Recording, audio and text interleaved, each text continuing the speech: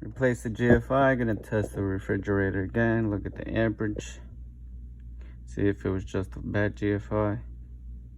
Nothing over 7 amps last time. Looks like it's tripped the GFI.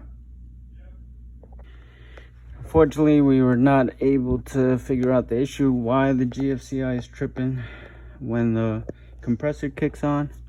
We noticed it was double tapped on a wire nut. Tried separating that. I tried changing the phases. GFI is still tripping.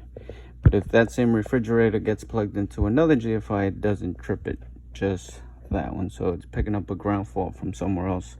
Would need further investigation.